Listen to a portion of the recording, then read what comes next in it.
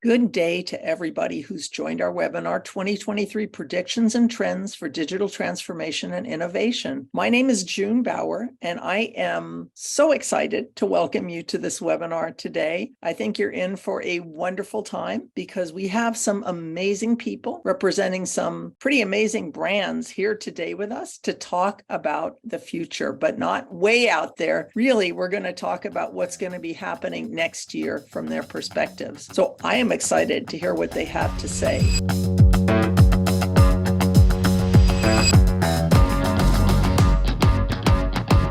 Let's take a look at who is actually going to be joining us on our panel today. And I'm very honored to be with this group of people because, as you can see, they're pretty amazing. And I'm going to let Bobby kick it off. Bobby, can you introduce yourself? Sure. Thanks, June. And hello, everyone. I'm Bobby Cameron, a VP and Principal Analyst at Forrester. And I've been in IT for about 46 years and at Forrester for 28. And my perspective today is about what's changing. And it turns out that as we accelerate into 23, even with a recession coming, there's a lot going on. So I'm looking forward to it. Fantastic. Thanks for joining. And Dr. Paul, can you introduce yourself? Happy to be at the webinar today. I'm Dr. Paul. I lead the data and AI technology globally for Levi's, Strauss & Company, having 25 years of experience building and scaling AI across various different business verticals in several sectors across the globe. Fantastic. Welcome. And Rajeev. Yeah, hi, everyone. Good morning, good evening, good afternoon, depending on where you are. My name is Rajeev Sharma. I'm the CTO at Grid Dynamics. I have about 30 years of experience. I come from an aerospace engineering and a military background. Happy to be here today and looking forward to a very engaging conversation. Fantastic, Rajeev. Thank you. And Samir. Customer centricity is vital for companies now more than ever, actually. And every decision and action with respect to innovation and technology transformation should be done with the client in mind. Hi, that's the topic in my mind today as we engage. I'm Samir Ghuge, and I focus on partner strategy for technology and operations organization at Fiserv. I've spent more than 20 years guiding companies in a variety of industries through numerous strategic initiatives. Thank you for having me here today. It is a pleasure to be in this panel. Well, we're so happy to have you. And thank you for that. Rajesh. Thank you, June. Good morning, everyone. This is Rajesh Venkatesan. I am right now a VP of e-commerce engineering at Sephora. I've been with Sephora for 8 years, and pretty much I'm working in the retail industry for more than 23 years now, working with big retailers and large-scale e-commerce platforms. At Sephora, right now I'm managing .com applications, mobile applications, loyalty application, and order management applications. Just to tell you, I'm a passionate person and then a seasoned leader and also a technologist. Thank you for having me here, and looking forward to chat with you. Over to you, Joe. We are looking forward to hearing from you. And my name is June Bauer. I grew up in the Silicon Valley and learned marketing at Apple Computer in 1981 with Steve Jobs and the rest of the crew there, and have gone on to have a career in marketing, vice president of brand at Adobe, head of corporate communications at Cisco, the CMO of WebEx, and had a few other jobs. Now I am a consultant working with fantastic companies like Grid Dynamics. I want to welcome you all today and let you know that just from those short introductions, hopefully you feel like I do, that we're going to hear some amazing stuff from our panel. But before we do, we want to hear from you, our audience. I think our first question is very related to what we just asked you all in our audience today. And by the way, before I go into this, I do want to say, if you have any questions, we welcome them. So please, please, please, you can put them into the question tab, or you can put them into the chat. Either way, we love to hear from you. Also, if you just want to chat during the webinar and you have things to share with each other, we completely welcome that interaction. So feel free to participate. It's always better when we get you being a part of this. So let me go to my first question. And Bobby, I'd love to address it to you to start. And it really relates to what we were just talking about, which is, what do you think are the 3 or 4 top business trends that are going to be driving IT spending next year? And how do you think those trends are going to be reflected in the technology? And if I may throw in that you also mentioned recession at the beginning. So potentially, how does a recession play into all that? Well, let's start with the recession. And I think as this is our second time around in just a few years, given the pandemic's impact in early 20, we expect the same kind of pattern to occur, where some of you folks on the call will be continuing to grow revenue and you'll accelerate your spend. Others of you will be pretty much flat in revenue growth and maybe slight decline. For you, we expect you to put all in on new investments. And then there's some portion of you, maybe about a quarter or a third, who will be losing enough money that you really have to retract. So I wanted to make sure that you all took that into account relative to your own plans. Now, I think, June, the surprise message here is that given all of that information and given our surveys as recently as 6 weeks ago, we expect tech spend to grow globally by 5% next year.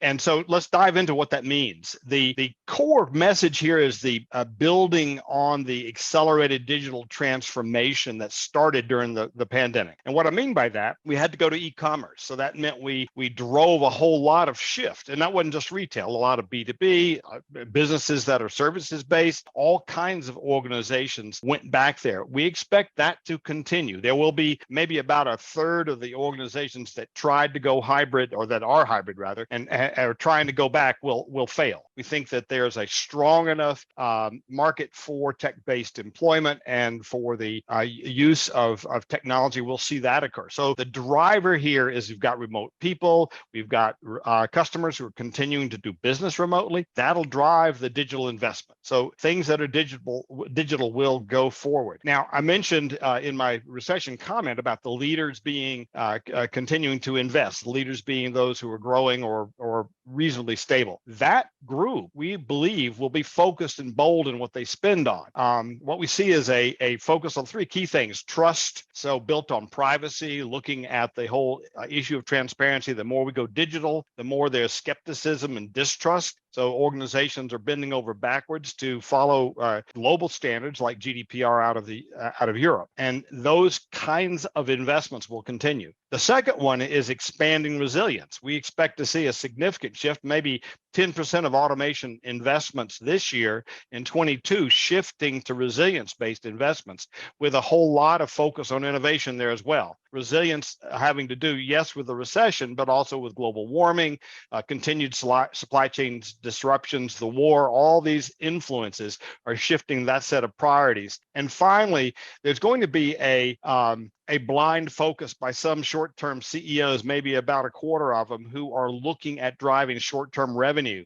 We expect them to stumble as they invest in short-term demand, as opposed to driving for mid to long-term growth, which is really where the investments were in the pandemic and have paid off so well for so many companies. That is so interesting. Thank you for sharing your perspective. And it's so great to get it when you look across. You have this wonderful opportunity to look across so many organizations. So that's really helpful.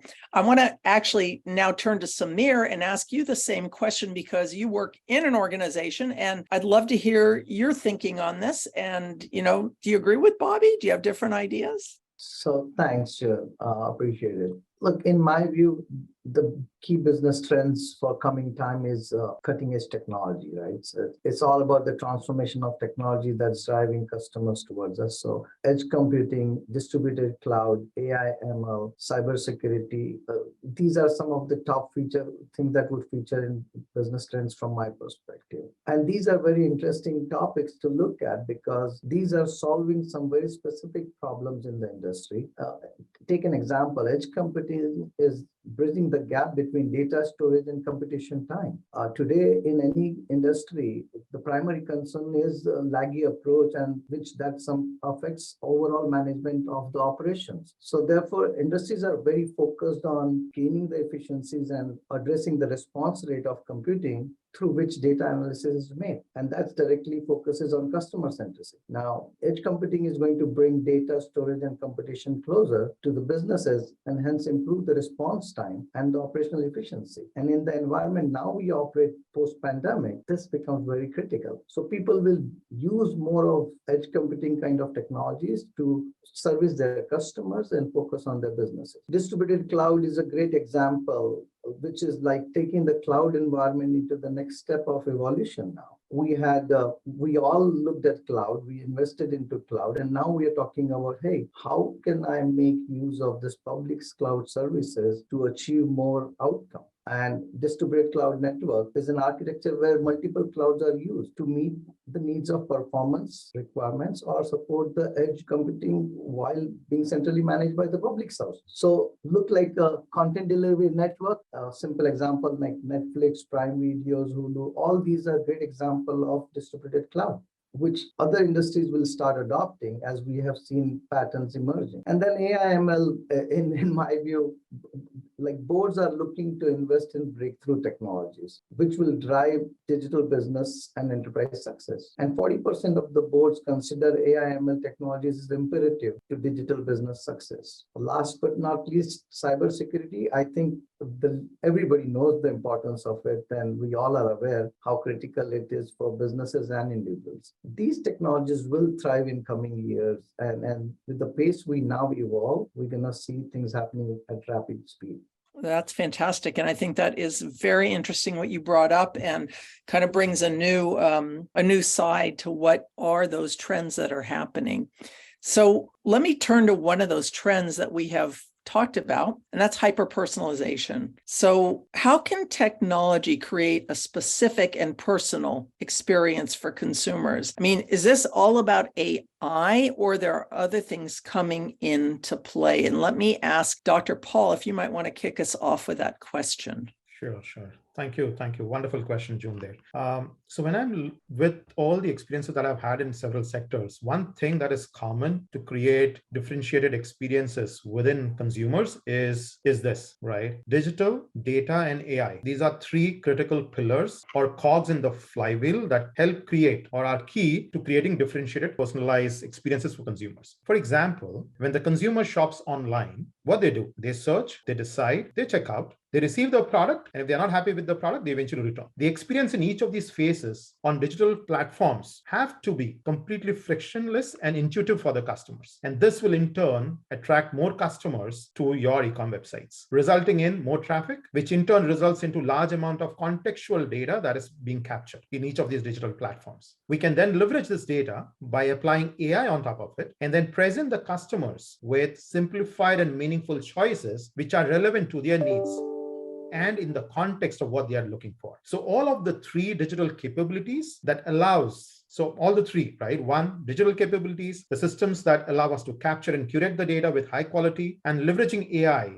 extract meaningful insights to enhance consumer experiences is key. One without the other is an imbalanced pod, right? So it has to be holistic from that perspective. It's critical to leverage all these three aspects as building blocks to enhance relevancy and seamless experiences for the customer. On top of all of this, we should have customer-obsessed teams who put empathy for the customer in the center of all what we do. And that's where we create hyper-personalized experiences for the customer. Yes, there are concerns with privacy. There are concerns with all the regulation that come in terms of protecting the privacy of the customer, but there's a lot that we can do without infringing in the aspects of the privacy elements of the consumers. So it's more holistic, it's more encompassing with digital data and AI, and not just AI, is how I will put it. And Dr. Paul, I assume this trend has been going on for a while.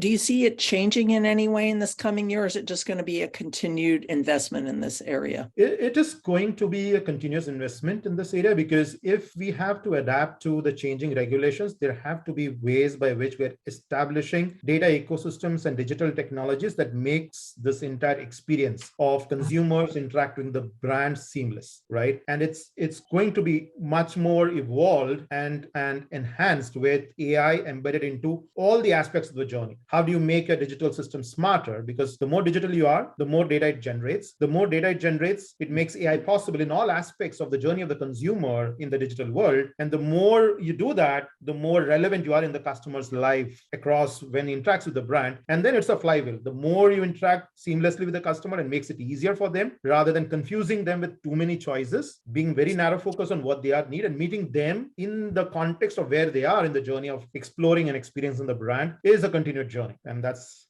going to be the key. Yeah, that is fantastic. Thank you for shedding that light.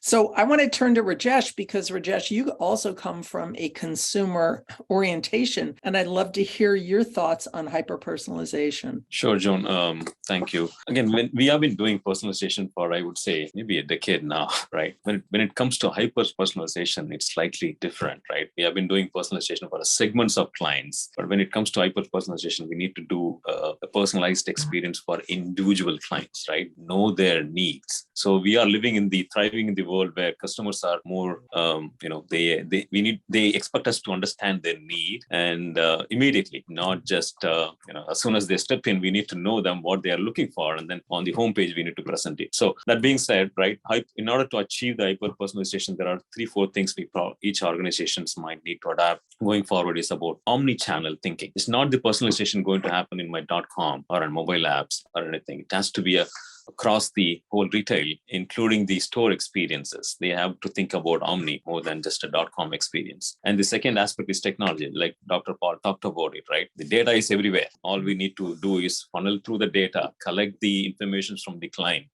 Keeping that in the mind, there is a privacy element definitely is there. And making sure you put that through the AI engine and create a model out of it and, provide a better, leverage those technologies. Third thing, right? When it talks about it, better client experience. So we have been doing banners, custom banners on the homepage and etc. But it goes beyond. When it comes to hyper personalization, there are other elements, including search results personalization, also email marketing personalization, also targeted promotions. Right? We can have to target specific clients based on their purchase pattern, brand affinity, various other things we could collect from the implicit and explicit data collection. So including privacy, right? There are customers who like to provide data explicitly, saying what their hair color, what brand affinity they have. Those are explicit parameters, and implicit parameters would be from their clickstream events, all those things. So by stitching all this together, definitely create a better client experience focused on providing a better product to them so that we understand what client wants and convert their intent into a sale is super important when it comes to hyper personalization.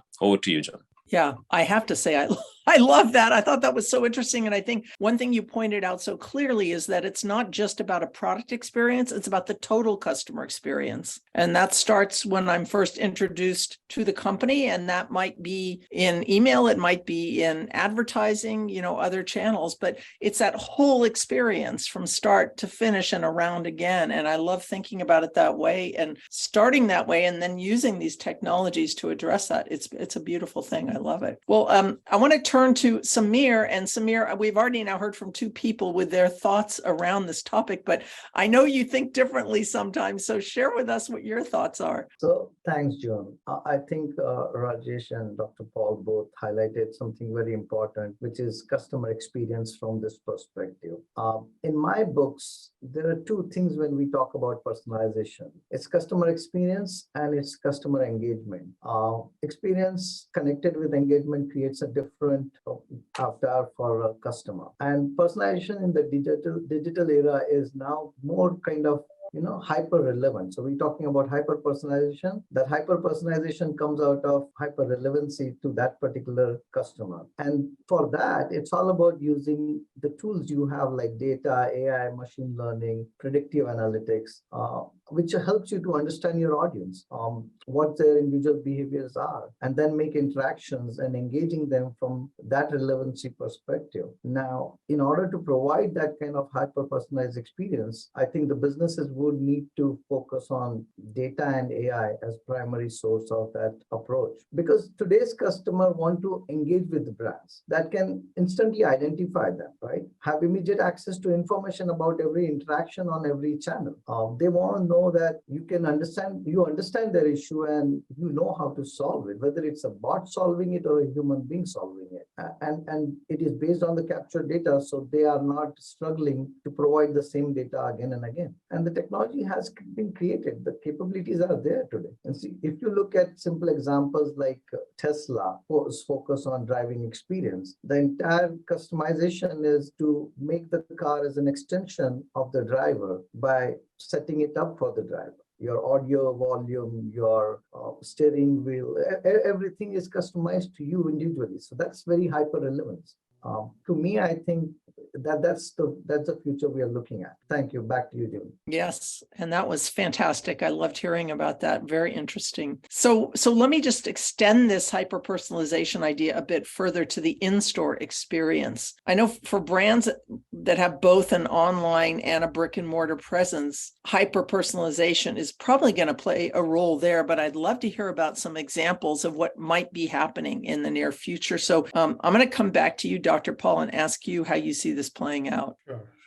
For companies that have both online as well as brick and mortar presence, the customer experience has to be seamless and interconnected between the two worlds. With this, I mean a true omni-channel experience that carries the context of the consumer from the digital world to the physical and vice versa in a most fluid manner. For example, if the customer is surfing on the app for a product and then leaves the search there, comes back, logs onto the e-commerce website of the same company, the context of what the person was surfing on the net has to carry over to the website. So he feels that there is a continuity in what he's trying to do there. There are recommendations or relevant recommendations presented to the consumer to help him with the search. But then if the product is not available on the e-commerce website, there has to be a way by which a recommendation is passed on to the consumer and the consumer is guided to the nearest store wherein the product would be available, allowing him to purchase online, either pick it up from store or to be shipped from the store. On the flip side, in-store experiences should be enhanced and seamless as well. For example, if the product that the customer is looking at or looking for in the store is not available, then the point of sale executive or the retail store staff should be able to digitally search for it across other stores and e-commerce websites to find a way to ship the product to the customer, which means that at any point in time, the customer is not left hanging for the product that he actually loves and wants to buy. The objective is to meet the customer where they are in their shopping journey, whether digital or physical. There are several components to this: the technology that connects digital and physical world,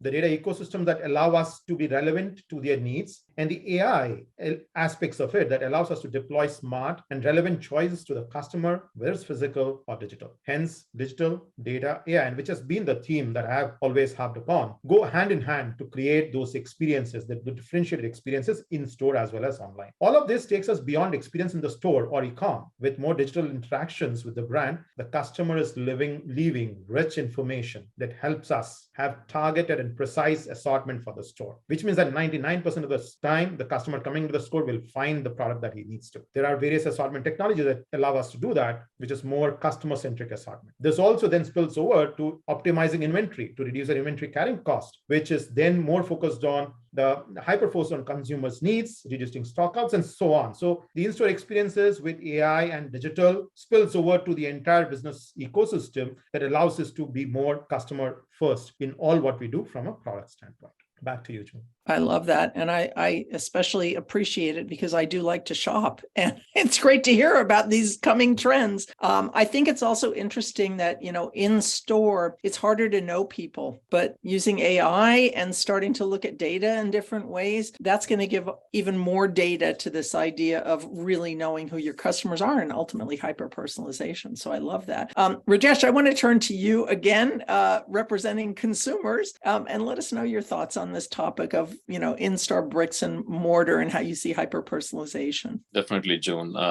Like Bobby was explaining a few minutes back about digital acceleration, what you have seen during pandemic, right? I know while we are coming out of pandemic slowly, people more and more clients have been interested in stepping into the brick and mortar, not just because, just to explore the world, but also try to be in the store, retail environment, brick and mortar environment, experience the product, what offerings are there.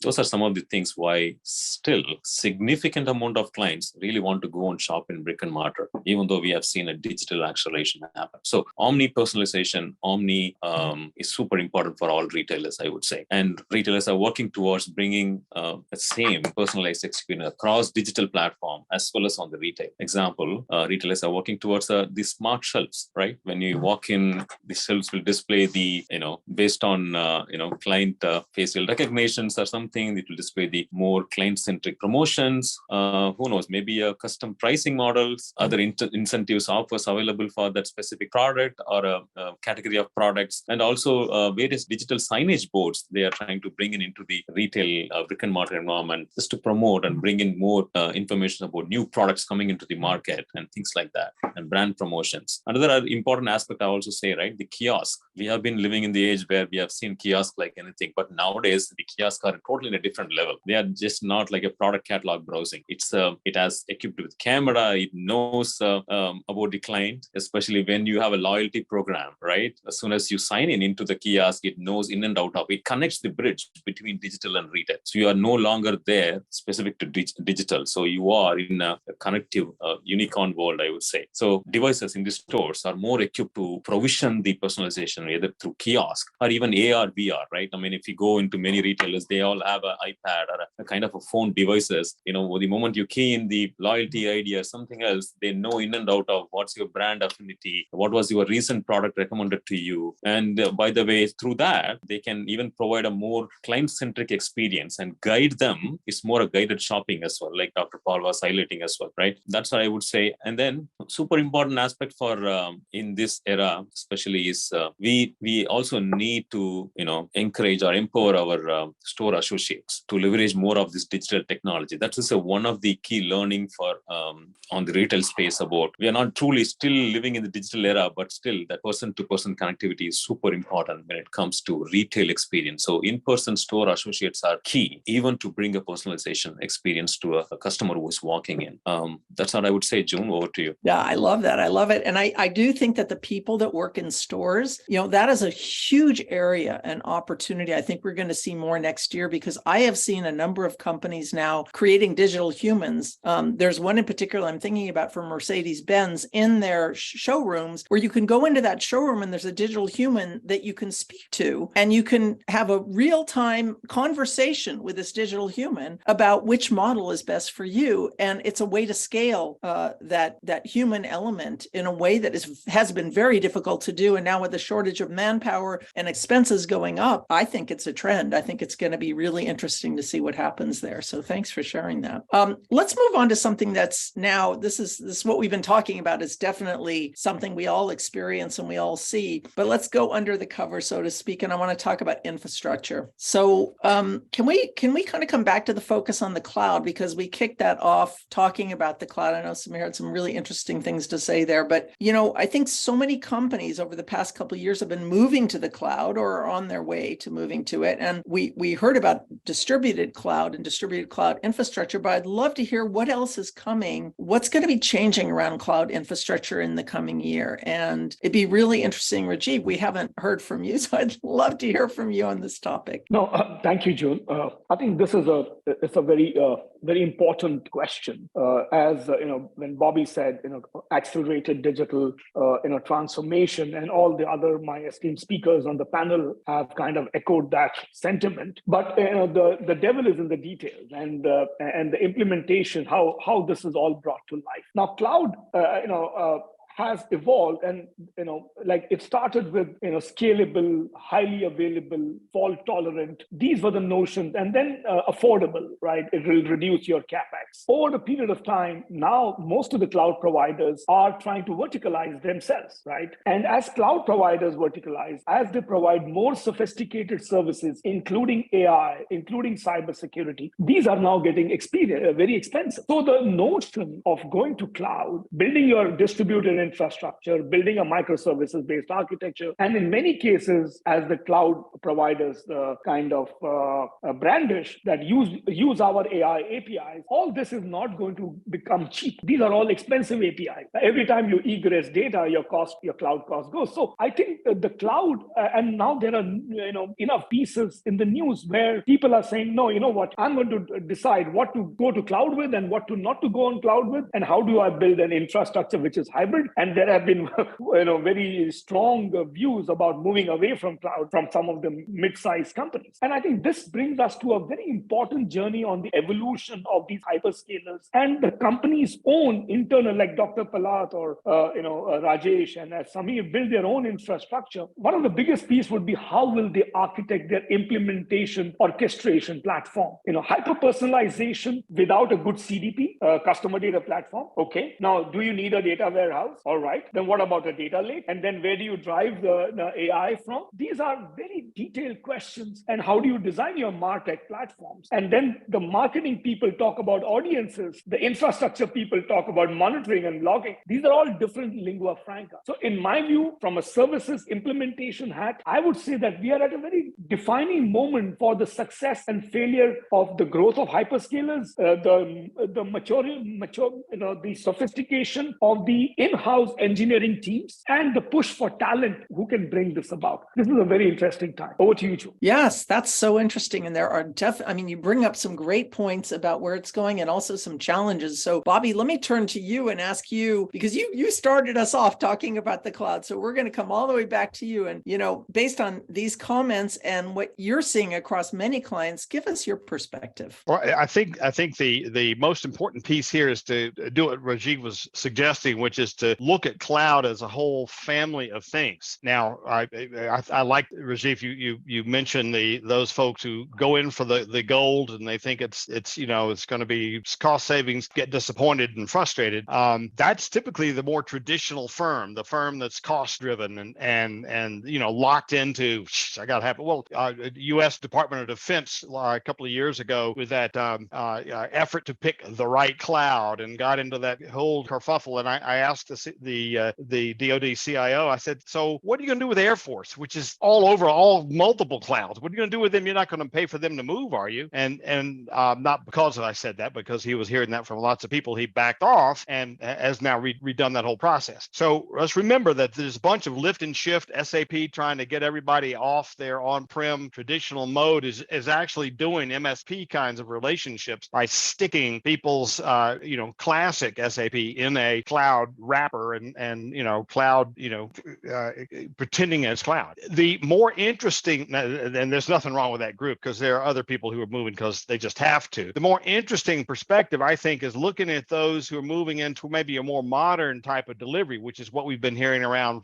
very much from Samir, Rajesh, and Dr. Paul, which are those who are trying to be adaptive, to respond quickly to customer needs, to do things differently. And when we go out and survey our base about why are you going to cloud, it's that mobility, that flexibility that's there, time to benefit. And if you think about that because of all the services you mentioned and how they're built in and accessible, that is the engine for acceleration using cloud. And there we go into the whole notion then taking advantage is that cloud native. So you mentioned the whole notion of microservices, Kubernetes types of containers, service mesh, serverless, all those things that are in there packaged in with the cloud vendors. That's the power that allows us then to be flexible. Now we expect, by the way, going into 23, we expect about 40% of organizations to shift toward cloud native, just out of recognition that's the modern way, and this whole lift and shift is what didn't get them anything. Now add to that the whole notion then of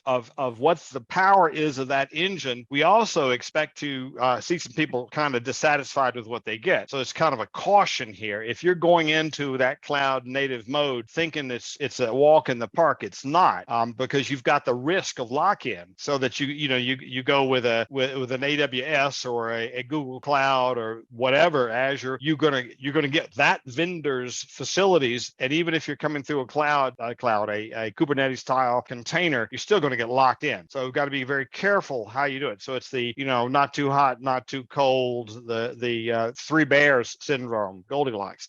One final comment here that's important is that we right now find that nearly 3/4 of people in infrastructure roles expect to have a hybrid strategy for the next 5 years. And hybrid being real clear, traditional on-prem, a private cloud, but maybe an MSP kind of a structure, and then full public cloud. And when we go out and look at the distribution across all levels of maturity and types of usage, it's about dead even split among them. And again, the primary criterion is that flexibility, the ability to move my workloads and optimize them for each of those different platforms. June, yours. I love it. That was great. I really appreciate that. And it's making me think now, about the cloud being the basis. And then Bobby, I thought your comments about that things just don't change overnight in our world. And there are pieces that will remain and it will be a longer term transition is so important to think about. That was great about the Air Force. I did not know that, but I love that story.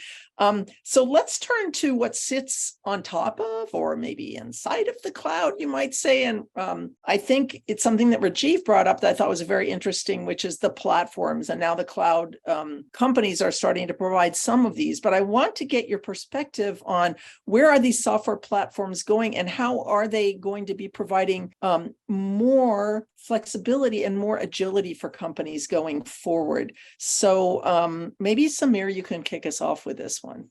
So great perspective, Bobby and Rajeev. Thanks. I think you guys covered and perfectly teed this up for our conversation. The cloud taught us to go on the mode of as a service consumption, right? And that trend is getting up and up. So IT companies IT services has been around for decades, and then we have started using service as a service consumption models, which now taking us throughout the environment. So traditionally, as a service consumption models have been delivered by public cloud providers, but on-premises infrastructure vendors and IT teams are now increasingly employing these models. And so if you look at the research, more organizations, environments are going in this direction. I think last year the report was talking about like 30-35% organizations are using their in-house platform as a service approach. And that trend in last 12 to 24 months have gone from 30-35 to 40-45%.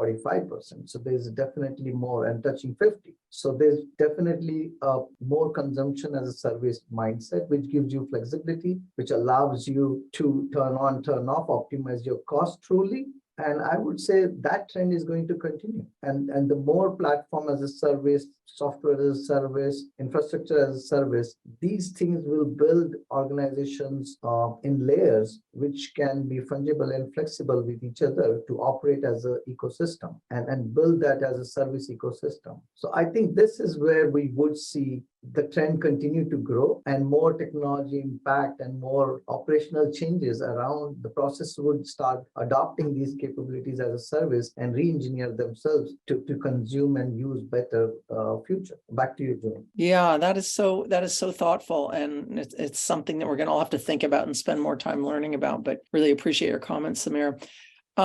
I do want to turn now to a topic that's been brought up by a number of you. And while it isn't technology, it's about the people that work on technology. So, I know we love talking about technology, but, as technologies change very rapidly, we may not have the right workforce or the workforce with the right skills to implement and carry on new technologies. So I want to understand what might be some options for companies as they face these changes and ensuring they have a workforce that knows how to work with these new technologies.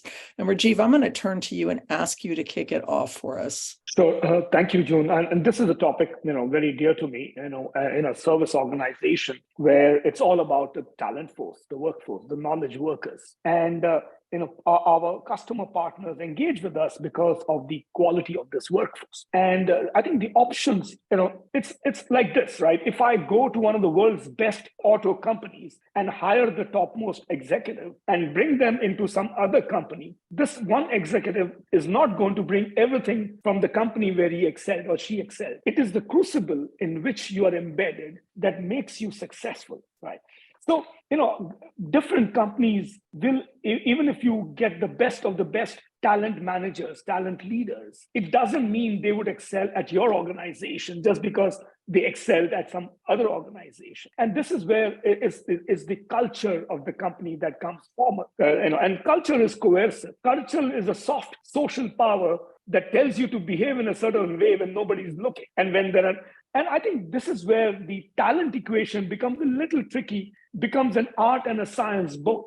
It becomes an art because, for example, if I'm interviewing, who is the person talking to me for the first time? that is where the engagement starts. What is my first touch experience with your brand, with your company, with your leader, with the recruiting person? And then as I go through my, the steps, that is one part. The other part is, so one is the engagement of the raw talent or experienced talent at the entry portal of a company. That is one. Number two is, as I am already in the organization, what are the avenues available to me for feedback, for upskilling, for learning new technologies? Is there an internal university? Can I talk to my manager? Is the manager accessible? All those, can I be vulnerable, right? Am I allowed to be vulnerable, or I'm always supposed to be zipped up? This is again very cultural, right? Some organizations do it better than the other. So the talent equation, the options are, managing the entire value chain. It's not that you go to the Ivy Leagues, hire the best talent, they will all leave you, right? So you need to manage the entire human life cycle, right? From womb to tomb, as they say, right? Even when they leave you, they should become your ambassadors. Like McKinsey has, McKinsey alum, right? Alumni of the McKinsey, or just an example. I'm not saying that is good or bad, or I'm not endorsing it. But I think you need to manage the whole value chain. And leaders or companies who do that will succeed. It's not about money. It's not about recognition. It's not just about, give them complex work and they will stick with you. They'll burn out. Complex work without admiration, without exposure, they will burn out quickly. So it has to be managed. And this is where leadership is essential. And I'll stop at that because I want my other esteemed colleagues to comment on this. This is a very important topic. Yeah, and I'm just going to throw it out to the group. Does anybody want to briefly comment on that? We're starting to run out of time. I want to tell you that, but I would love, based on what Rajeev just said, I'd love to hear if anybody has any thoughts there. I can go. Rajeev well said, right? And I think it summarizes the challenge that we have. With any new technology coming in, we cannot parachute people into the organization, which means that we have to, when we embrace new technologies, we have to find internal people who have the appetite to grow and go beyond, right? So investing in people is going to be key. That's one. Second, as we parachute people, expertise that we bring in, organizational change management, people become apprehensive of the new technology. So how do we have an organizational change management as a practice within the company that drive transparency and makes everybody inclusive of the journey? Which means that there will be 10 people within the organization who can raise their hand and that, I'm excited, I need training, but I want to jump on it and make it happen. These are the people that will remain with the company and take the new technology as a new baby and make it grow within the organization rather than throwing the baby out of the bathwater right away, right? That's one. Second, having a good internship program. You cannot have experienced people all the way. You need to create that funnel, the healthy funnel of engaging with the educational community and attracting fresh talent whom you can groom into those roles. And these new people, these new kids are smarter than the smartest people on your teams in many cases, just that they do not have the experience, right? And so how do we get them in? And then finally, we cannot do it all. As industry, we cannot do it all. We have to trust our vendor partners, the ecosystem players who have talent that can be leveraged in order to scale the work and accelerate the work within the company. I think it's a holistic package, and it just cannot one way or the other is not going to help. Yeah, I want to, June, if I could just jump in, watching the clock here. I wanted to add a perspective that takes what I think Dr. Paul and Rajeev have been talking about, which is the core of the problem, which is cultural, and extend it out to a mistake a lot of organizations make. With 2/3 of organizations being in a traditional mode, we mean waterfall, working in silos, building a full tech stack every time they move. They are hiring to that model. That model does not scale, period. So we talked about platforms. We look at those as accelerators. We've mentioned in various ways partnerships and the working with third parties, which is occurring increasingly. So if we look at the third of organizations who've moved beyond the traditional model, that's what they're doing. They're platform first. So cloud first and among platforms, but other platforms as well. They treat ERP as a digital operations platform. They're going to low code, no code, so democratizing delivery. And they're working with partners through increasingly co-innovative relationships. So shared risk, shared reward, so that the acceleration continues in an innovative way. So you see a shrinking of the total number of employees. I mean, we go out there and all kinds of examples examples. Procter & Gamble, they do not run their own HR. IBM does. Not the technology, the function. Accenture runs finance. Jones Lang LaSalle runs legal. Same thing with IT. They got 1,000 people in IT for a gargantuan company. Where are the rest of them? They're out in consulting companies, platform providers. That's the way talent management, in addition to the culture, which is number one, don't get me wrong, in addition to what Rajeev and Dr. Paul have said, that's the only way we're going to scale. That was fantastic. And clearly you have a lot of passion behind that. And personally, I really appreciate it because I love your comments. I think they're great. And there's something we can all think about and try to use going forward next year. Unfortunately, we are like just about out of time, if you can believe it, because that time flew by for me. Hopefully for those of you in the audience, it really flew by as well. It was so interesting to hear about the trends, how you're taking them into your businesses next year, some of the things we should all think about. And I am so grateful to be able to have hosted this and met all of our amazing panelists and have talked with a fantastic audience as well. So I want to thank you all for your time, whether you were here sharing your thoughts and your expertise, which was amazing, totally exceeded my expectations, or in the audience listening. This has been a wonderful, wonderful time together. And I am hoping you all can join us again in the near future for another dynamic talk. They're brought to you by Grid Dynamics. And I hope you have a fantastic rest of your day. I know I will. This has been a great start for me. I'll hopefully see you all soon. Bye-bye.